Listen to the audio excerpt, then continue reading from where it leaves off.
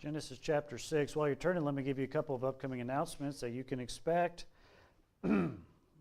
Again, Friday and Saturday is our Corey Apple Festival outreach right here at the church, 11 to 1 o'clock approximately during the time of lunch. Going to be giving out free hot dogs, chips, and water bottles to those who are yard sailing or passing through the area to go to Corey. Pray for that. If you'd like to help, it's not too late to sign up. Sign up, let us know. And if you were not able to attend our meeting on Sunday about it, feel free to stop by and talk to me so I can kind of explain what you need to know to be prepared for it. And looking for people on Friday and Saturday to come out. I need workers and I need talkers. Some of you are very good at working. Some of you are very good at talking. And I need both of those jobs to be filled up because you just never know. God may bring somebody for you to serve or somebody for you to converse with. And we need all the help we can get. Again, men's camp out is on the 3rd. I hope the men sign up for our men's camp out. We just got a few signed up so far, but that's next Friday. And over at Prairie Creek Park, which is one of Vigo County's best kept secrets in my opinion. Down there, we're going to have a camp out. But before we camp out for the evening, we're going to have a meal. Bring your own meat. The church will provide sides, desserts, and beverages. We'll have a challenge.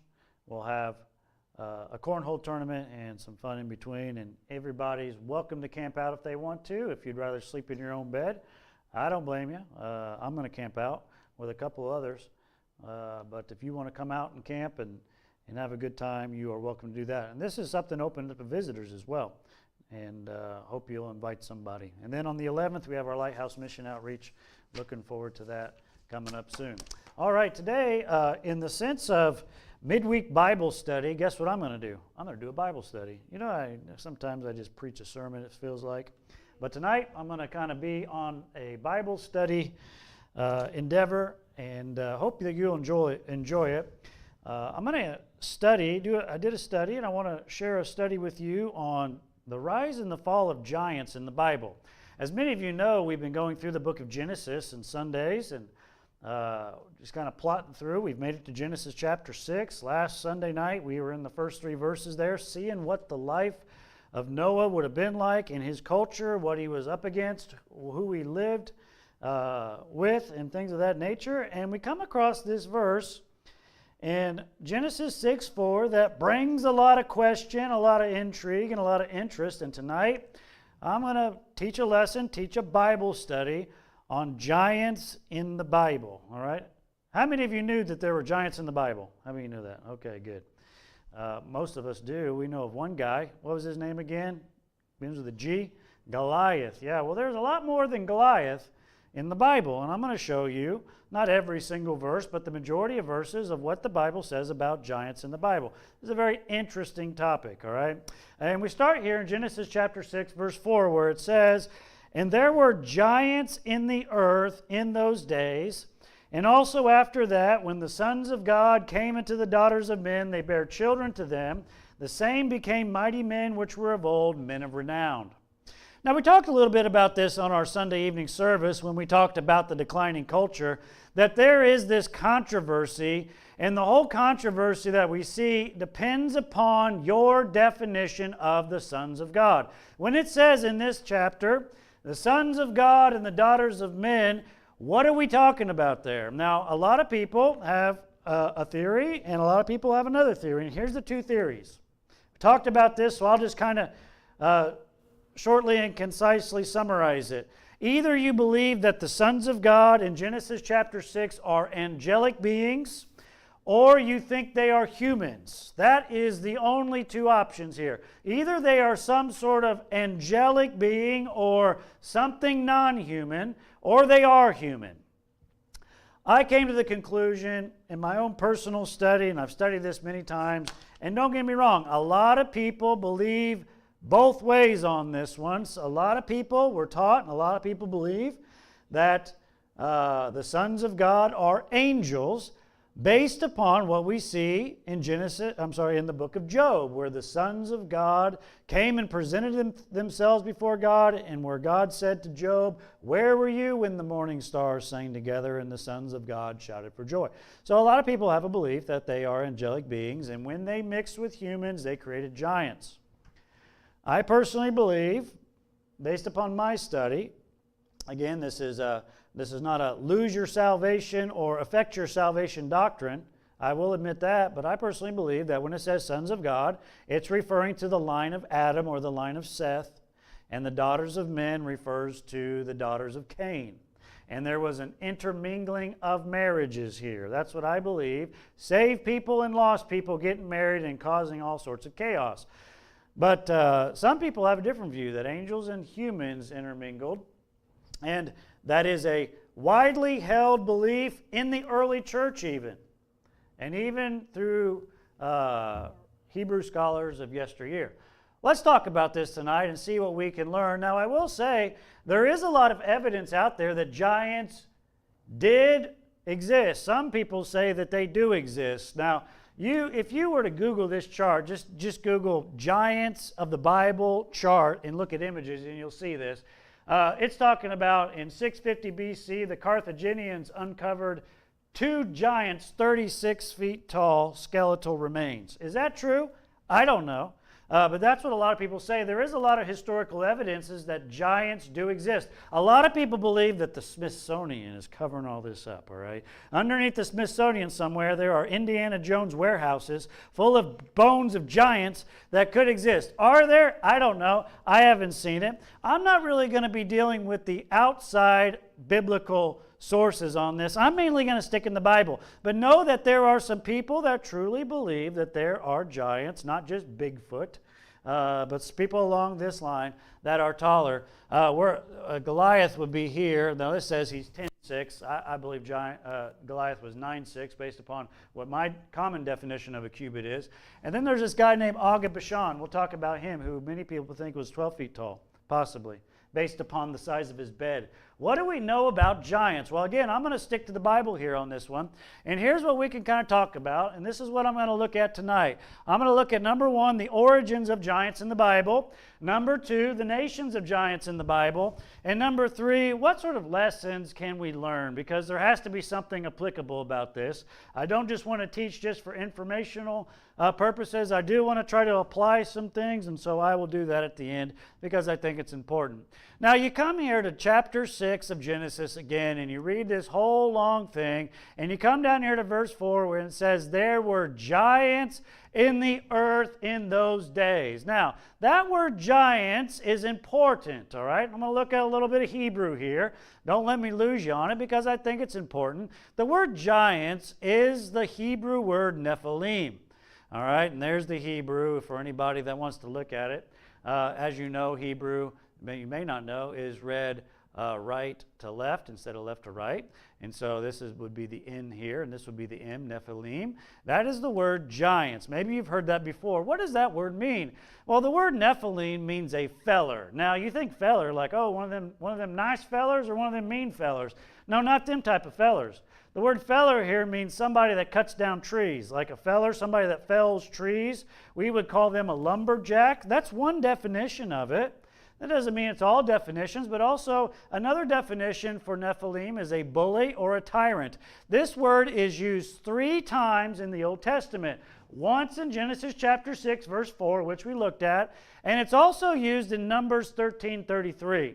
Remember when Moses and the gang were coming in the land and they sent the 12 spies to go in and check it out? See what's over there, boys.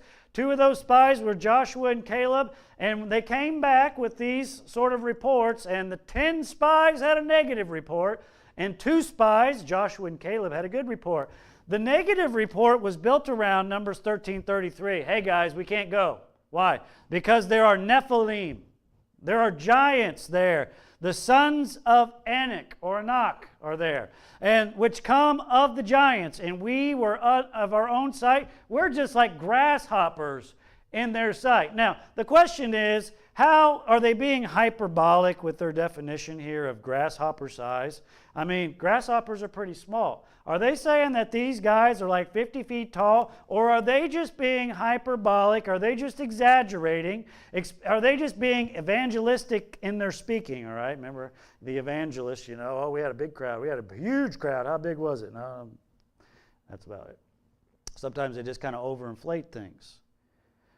How big were these giants? But nonetheless, they said, there's Nephilim there. And that's the same word that we see in Genesis 6:4. 3 times it's used in the Old Testament. Genesis 6:4 and Numbers 33:3. All right, we come over here. What is this root of the word Nephilim? Well, the root word, which makes it up, because you know most of these words have a root. The root comes from the word to fall, which is a very common word that's used 434 times in the New Testament. The first use of the word fall, or nephal, that we see in the Bible is all the way in Genesis 2:21, where Adam fell asleep because God put him to sleep so he could take out his rib. Remember that story? That's the first time we see the word nephal. The second time we see the word is used describing Cain in Genesis 4:5, where God says, Cain was wroth, and his countenance or his face fell, because his offering was rejected. And the Lord said unto him, Why are you wroth? Why is your countenance nephal? There's the second time. Now, here we have two different modes of looking at this. One fall, the first fall means to fall asleep. It's something that we do all the time. There's nothing evil about it. There's nothing necessarily good about it. It's just kind of a normal sort of word with no meaning. But when you see countenance falling, now we see sadness equating with it. We see anger equated with it. We see possibly emotions of a negative realm with it. So we see how the word is used in different times. We come over here again, the word nephal. Now here's another place that it was used, and it's in a very telling use. It's also used in Isaiah 14:12, talking about Lucifer. Oh, how thou art fallen, O Lucifer, son of the morning.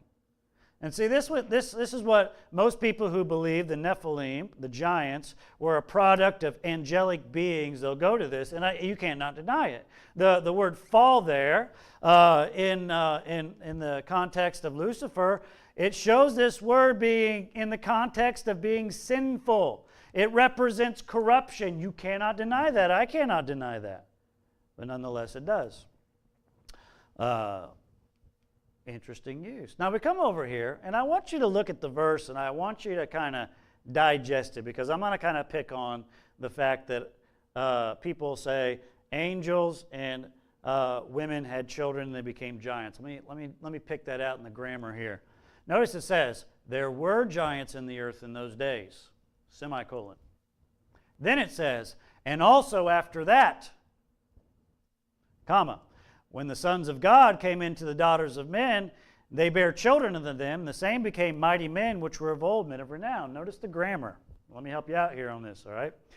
Couple grammatical observations.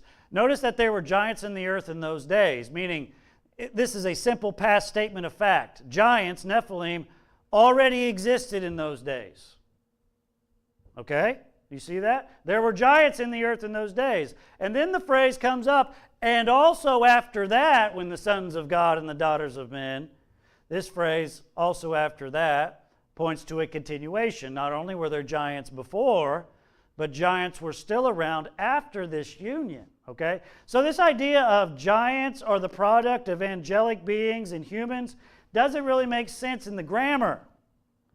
It seems to be saying that giants were there before the sons of God and the daughters of men, and giants were thereafter. And what are the product of the sons of God and the daughters of men? The product of that is mighty men of renown, men of old were the offspring. So the offspring of the sons of God and the daughters of men were not directly called giants in this sentence. Instead, they were described as mighty men. Gibborim is the word there, men of renown. And that word is very interesting. The use of two different Hebrew words suggests that the writer saw a difference. There's Nephilim, giants, fallen ones, which seem to be a unique and ominous class. And then there's the Gibborim, mighty men, different. Okay? human offspring of a strange union, remembered as legendary warriors. The word Gibborim is used to describe Nimrod, too. We don't know if he was a giant, but he was a mighty man, a mighty hunter. And also David's warriors in 2 Samuel 23 are known as Gibborim, mighty men, like Abishai and Joab, etc., etc. These also were Gibborim. So there's a difference between Nephilim and Gibborim, all right? And again, I'm just kind of trying to get into this and defend my position on it, but nonetheless, you can take it for what it's worth, and we can fight out in the parking lot after church. The giants were not the offspring of the sons of God and daughters of men, mighty men were. That's my opinion, based upon this teaching. Again, let's fight after church about it. No, let's not fight. So here's the last question. Who are these giants and where do they come from? Because it does say there's giants. No doubt about that. You cannot get around that. There were giants in the land in those days. So here's the question. Who are these giants? Where did they come from is the question. And really, there's only two answers to that, all right? There's only two answers to that. One, they are separate species, fallen angels, the Nephilim. I mean, this idea of I am on the end, Nephilim, cherubim, seraphim, these ideas are all kind of similar in their pronunciations, even in our English. And so there is a hint there of a special group. There is that hint there. But it is also possible that there were pre-flood humans were giants as well. It is possible that when it says there were giants in the land in those days, it could have been that people that were living long periods of time, like Adam, living 950 years, maybe he didn't stop growing. Maybe. You know, they say that your nose and your ears never stop growing. What if Adam's whole body never stopped growing? Maybe he was gigantic. Maybe Noah was gigantic. Maybe certain people were giants and certain people weren't. I will say the only thing that kind of goes against number two, that all were giants, is that why don't you just call them humans? Why don't you just say giant like humans? But it says Nephilim, which gives us this hint of a special class of people, which kind of makes me think. But I will say this. How many of you have ever been to the Ark Encounter down there in Kentucky? This is our family. Kind of hard to see. That's me. See how happy I am? Because I'm at the Ark. Jack's even happy, which is amazing. Jack's never happy, but he was happy at the Ark that day. This is the door of the Ark, which is right there at the front. I am not a giant, obviously. I'm an average-sized human, 5'9" tall. This door is 20 feet tall by 20 feet. Why is that so big? Okay, well, it's obviously possible that one of the reasons that's big because you got to get big animals on the ark, maybe like full-grown animals, that some were bigger than others. That's very possible. But what if there were giants back then, and maybe if Noah was a giant, maybe there's plenty of room for him to get on there. The levels of this ark is approximately the same height, about 20 feet. There's plenty of room. Maybe if Noah wasn't a giant, God was making room for giants on the ark. Maybe he was making room for them if they changed their mind and turned to the Lord and got on there. Nonetheless, it could be that maybe humans were giants back then. I don't know. But that's what we talk about, the origins of the giants. Now, number two in our study here, the nations of giants. Did you know there's a lot of nations of giants? Did you know that there were 5 nations of giants mentioned in the Bible? You got the Nephilim, we talked about them, the Anakim, the sons of Anak, we mentioned them, we're going to look at them a little bit. The Rephaim, the Emim, and the Zamzumim. Did you know all these nations were there? And these are all giant-like nations, and I'd just like to look at them, and maybe you can do your own Bible study on would have lived. These giants would have lived in certain areas, and we're going to kind of look at this map. And this is kind of a special made map of the land of Israel that kind of shows you where the different giants would have lived. And this map would be around the time period of the Joshua conquest, when the people were coming back in the land, times of Jericho, etc., before they conquered the land. Let's talk about this. Now, the Nephilim giants, they seem to be, what we see in Genesis chapter 6, a special type of giant, a pre-flood giant. Again, 3 times mentioned, and the word Nephilim, we saw that before. The definition, the fallen ones, to fall, can be interpreted as mighty, violent, or fallen warriors. They appear to be, again, pre-flood giants. But at the same time, we do see in Canaan at the time of the spies, in Numbers 33:13, which we saw, and I'll look at it again, that word is used again to describe the children of Anak. And there where I saw giants, the sons of Anak. So I saw Nephilim. Now, we're going to see this. There are giants mentioned in the Bible, but it's not the word Nephilim. Only 3 times. There is another word used. We'll talk about that. But in order to describe these specific giants, the sons of Anak or Anak, the word Nephilim is used. All right? And so, again, we see this. The sons of Anak or the Anakim appear to be descended from the Nephilim. Now, how would that be possible? If God wiped everybody out, how would that be possible? If everybody on the earth would have died during the flood, that brings a big question mark in this, and you have to admit, all right? You have to admit. Either there is angelic beings mixing with humans, and again, I'm 55-45 on that. I really am. 55 towards not being, 55 being sons of God and daughters of men, 45 being towards angelic beings. It's possible. A lot of people believe it. That is interesting. The other way to explain it would be genetic descending. I don't know. Somehow inside the gene pool, maybe it could have survived. And that's just the word they use to describe them there. Nonetheless, let's talk about the Anakim. That name is used a lot. It's used several times in Scripture. Numbers 33, which we saw that. I want to show you a couple verses before. They're ascended by the south. They came to Hebron. I'm not going to try to pronounce all the name, but the children of Anak were there around Hebron. That's where they lived. Nevertheless, this people is described as being very strong that dwell in the land. The cities are walled and very great. Moreover, they saw the children of Anak there, and there we saw giants. Now, not the same word as Nephilim. We'll talk about that in a minute. The sons of Anak, which come from the giants, and were in our own sight as grasshoppers, so we were in their sight. There's one time it was used. It's also used in Deuteronomy chapter 1, where it talks about the Anakim is used there. This verse is interesting, which also were accounted giants as the Anakims, but the Moabites call them Emims. We're going to talk about them. It's a different name. It's a different name, but this is a Moab word, and this is a Hebrew word. Very great people, and many and tall, great were the Anakim, but the Lord destroyed them before them. So God wiped these guys out. They succeeded them and dwelt in their stead, as did the children of Esau, which dwelt in Seir, when he destroyed the Horim from before them. That succeeded them. Now the Horim, we do not know who these guys are. Their name means cave dwellers. Cave dwellers. They possibly could have been giants, but most people don't attribute them to being gigantic because it doesn't say. But nonetheless, the Horim are possible as well. Deuteronomy 9:2 says, a great and tall were the children of Anakim. So we know that these guys were giants, all right? And going back here to the definition of the word, Anakim means long-necked or giant-like. That's what the word means in Hebrew.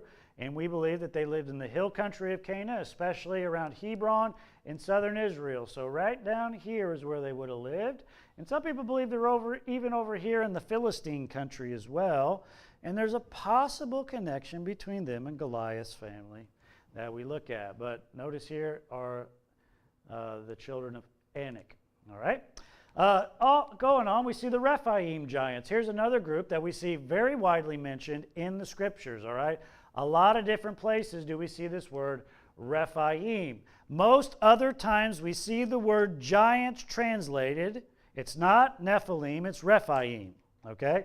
And we have a lot of translations here for that word. We're not going to look at all these, but notice in Genesis 14:5, the 14th year came Chedorlaomer, which was a great king of the north, and they smote the Rephaims. This is during Abraham's time. Genesis 15:18, the same day the Lord made a covenant with Abram, saying, unto thy seed will I give this land from the river of Egypt to the great river Euphrates. And he lists a bunch of them. I'm going to give you the land of the Hittites, the Perizzites, and the Rephaims, the giants. I'm going to give you the land of the giants. Very interesting. Deuteronomy 2:10, we see the word giants used. And here we see Rephaim equated with Anakim, just like we saw it in Numbers 13, Nephilim and Anakim. So it's all about understanding of the word. It may mean something, it may not. It may be a hint, it may just be what the word that they used at that time to exaggerate.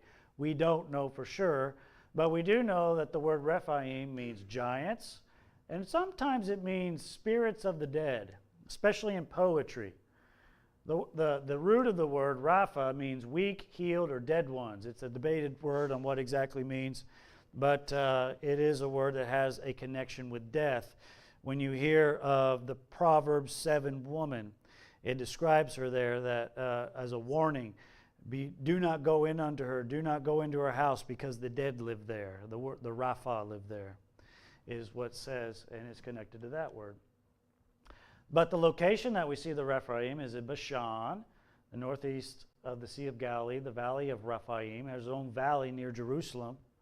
And then the Transjordan on the other side of Jordan, there were some as well. Now let me tell you about the most famous one of the Rephaim, which is Og of Bashan. We talked about him. Saw the size of his skeleton. The scripture refers to this giant king that Moses and the Israelites took out before they actually went into the promised land. And they talk about him in several passages of Scripture. Deuteronomy 3:11, this is the most important one, for only Og. What if you had a name like Og? All right? That's a good name. All right? If you had a name like Og, don't mess with Og. All right? It's like, don't mess with big old Jim.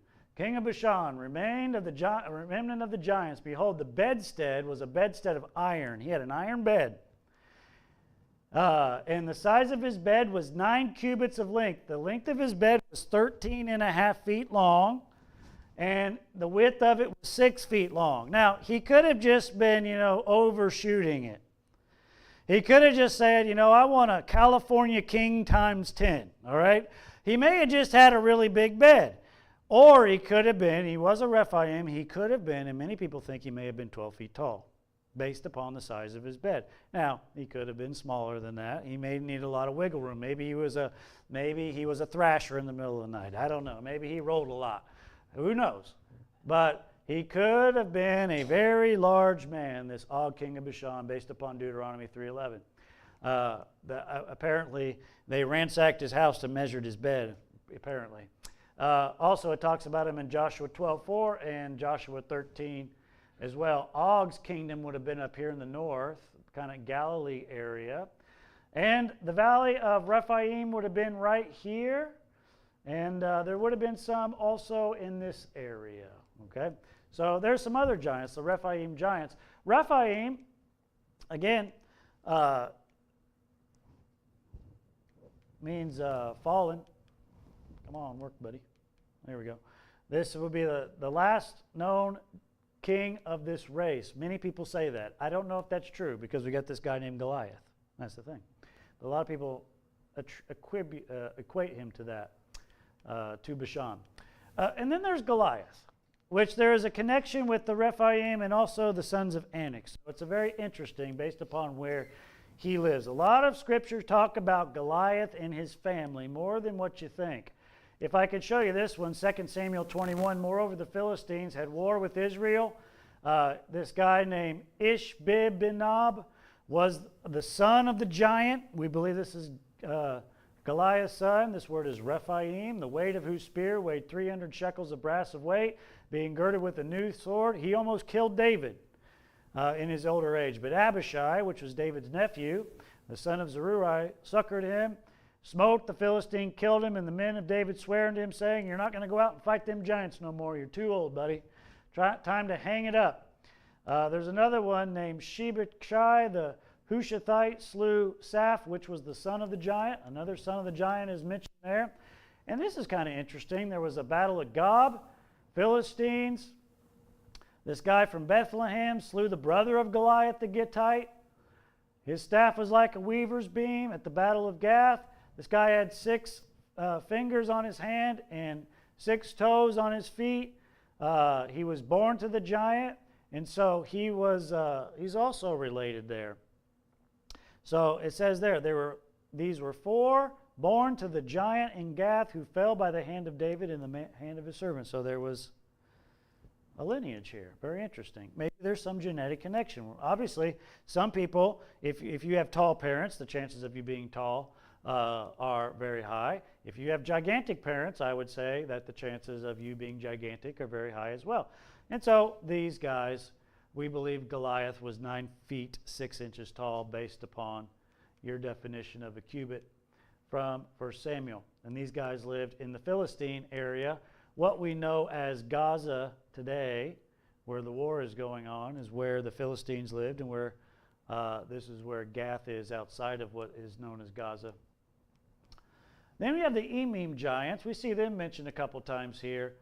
And these seem to be the same as the Anakim, just used a Moabite name. It just seems like they're the same, but I'll just mention them for sake of posterity here. We have this word again, which means terrible ones or fearsome. And if you saw these big boys, you'd say it's fearsome too. These guys lived over here on this side by Moab, down by the Dead Sea. And then the last one we see is Zamzummim giants, which is another interesting word, which may come from, as we see here, come from the Ammonites, the Canaanite tribe, maybe their word to describe the same people. But the name Zamzummim has the idea of murmurers or buzzards or buzzers. It's connected with terror or a fearsome reputation. And they would have lived again in this Ammonite territory right around here. So there's all sorts of giants in the land, all right? It's a very interesting study. Now, were they sons of men and daughters, sons of men and daughters of men's descendants, or were they angelic beings? We do not know.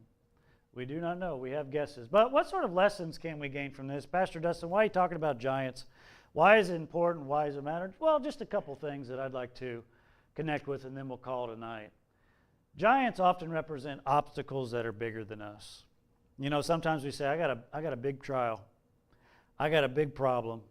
Now, you may not be facing a 9 foot 6 inch person, but sometimes the trials that we face can feel that big, can they not? And sometimes the obstacles that we face are rather large, and God shows us that we deal with big things sometimes, just like the Nephilim and the Anakim and Goliath. They all stood as intimidating forces against God's people. Read 1 Samuel 17 and how everybody ran from Goliath because he came out and challenged. The king, King Saul, wanted nothing to do with him. Didn't want to go out there and lose his head. Didn't want to go out there and lose the battle because he was terrified by it. And the application that I can really put in here, in our life, giants are our problems sometimes, our sins. Our fears that seem too big to overcome. And just like guys like Caleb, just like guys like Joshua, just like guys like David, victory doesn't come from our size, but victory comes from trusting in God to overcome what we can't do. David took a sling, he took a stone, and he threw it by faith. And God touched the rock that hit the giant, sunk into his forehead, and took him down. I always find it interesting about that story, how David threw that sling, that rock from that sling. And you know, it says that Goliath, when he fell, he didn't fall backwards. He fell forward. Did you notice that? If you read the story, you'll notice that he stood there. Now, he could have been, kind of staggering for a little bit, then he fell forward. Or it could be that God touched that rock and went boom, and then God went on the back of the Goliath's head, boom, and knocked him down on his face. Could be. Either way, God took care of that giant. And David was just a channel. He was just a tool. He was just an instrument of God's power. And sometimes giants represent obstacles in our life that can only be overcome by faith in God. Let me give you a second lesson I see from here. Giants show the reality of spiritual opposition. There's spiritual opposition out there. Giants arose wherever God's people were, moving forward, spying out the land, entering Canaan. David's battles, it seemed like in the Old Testament, in those early days, everywhere they turned, there was a giant because there's opposition. And sometimes you feel like everywhere I turn, here's another problem, here's another temptation, here's another issue that I'm going. Do you expect it to be easy? If it were easy, everybody would be doing it. It takes people who trust the Lord to slay the giants of this life, and God brings giants to show us how much we need Him. But there's spiritual opposition around every corner. Don't think that this life is a cakewalk. It is not. There's always going to be something trying you and something testing you, and we should expect opposition when we follow God's call. The enemy always put giants in the way, and we need to be reminded that in the Christian walk involves spiritual warfare, but the outcome is sure when God fights for us. Let me give you one more lesson here. Giants fall, but God remains. I like that one. Now, there may be giants today, but we don't see any. There may be. There may be in some hill somewhere, in some cave in Afghanistan or something, some giants, maybe. But every time giants appear in Scripture, they fall. Whole nations of them. The Rephaim, the Anakim, or even the single champions like Goliath. They all fall to God's people. Isn't that amazing? Our greatest challenges are temporary. God is eternal. Remember that. The greatest battles you face are but for a moment. I like how Reedy says it. Every trial has a lifespan. Every trial has an expiration date. It's not going to last forever. And even if it does last you the rest of this life, it's not going to be there in the next life, is it? Because our greatest challenges are temporary. We need to remember that. Don't measure your problem against yourself. Measure it against God. Let me say that again. Don't measure your problem against yourself. Measure it against God. And then when you measure it against God, it's nothing compared to God. God looks big until you, giants look big until you set them next to God. Remember that. So it's an interesting study that we have here tonight on giants, and I thank you for coming out to our midweek Bible study. But let's just take a moment to pray. Maybe you're facing a giant. Let's trust the Lord to let it fall. Let's bow for prayer. Father, thank you so much for allowing us to be here tonight. Encourage us, strengthen our faith. Thank you for this Bible study that we can look at some interesting verses about giants in the Bible and put them all together in this way. It's fun to look at and it's interesting. But Lord, I know that there are people in this room facing giants. Not physical giants, spiritual giants. And I pray that we would trust in the Lord with all our heart, lean not unto our own understanding, in all our ways acknowledge you, and allow you to direct our path. Bless us.